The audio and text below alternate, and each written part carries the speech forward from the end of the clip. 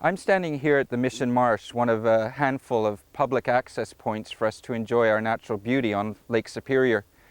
As I look across the bay, I'm reminded of the history of our area with the legends of the Thunderbird, the arrival of the Jesuits in the late 1600s, the Cour de Bois with their goods for trade, and then later the vibrance of the activity of our port.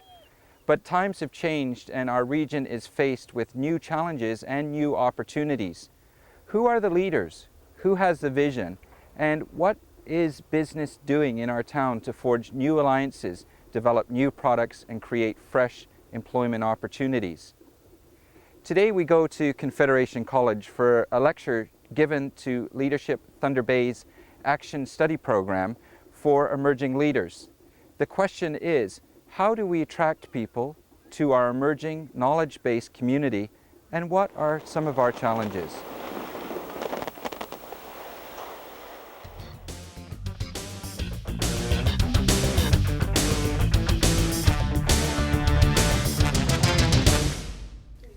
Just a concrete example, we had a knowledge-based firm that came into town. They went and looked around and they were looking for sort of the Queen Street, Toronto kind of funky location, and we were a little stretched on that, to tell you the truth. But you know, we took them through the waterfront area, and you know, it's beautiful. But you know, if you could take it to the next level, you would have that kind of factor that says, yeah, there's really something here and something to build on. I totally don't believe economic development is about just attracting other firms in. It's about growing our own. But when you do have a firm that wants to build on what's going on and you can't show them that kind of environment that they're looking for, it really makes it a harder sell to get that first build going.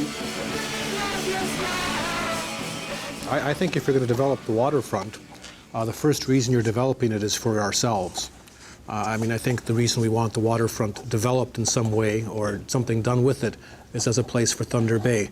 Whenever you see news events from around the world, in a lot of major cities, whenever something big happens, there's a natural congregation point. People go to their central piazza or to their major landmark, and that's where they celebrate their soccer win or some national event or something. You know, in Thunder Bay, something happens, what do you do? The city's so dispersed. That's a function of our history. It used to be two cities. There's nothing really in the intercity area. So the waterfront, in a sense, could become a focal point for that type of structure. Now, having said that, once you've developed it for yourself, the fact of the matter is it becomes part of what you can offer to the rest of the world also. That's a good thing. You want an attractive waterfront that can be used as a place or a showcase where when knowledge firms or activities want to locate, you can market it as this is something special, this is something that we have.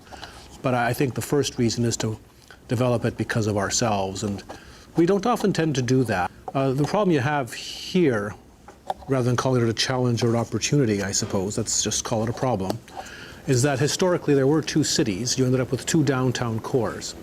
And now the natural location for most business activity is now intercity. So in a sense, you've ended up with three downtown cores. You've ended up with a very dispersed development and a low population density. I think that's a major problem, even for developing the waterfront, in that it's not as if you have all the population clustered around that waterfront. The population is spread now. It's just very difficult to service with infrastructure, and that's going to become more of a problem as time goes on, because one of the reasons we were able to disperse the city like this, sort of a country squire lifestyle, where everyone has their house all over the place, but you live far away from the things, is that the infrastructure was supported by a very large and lucrative industrial tax base.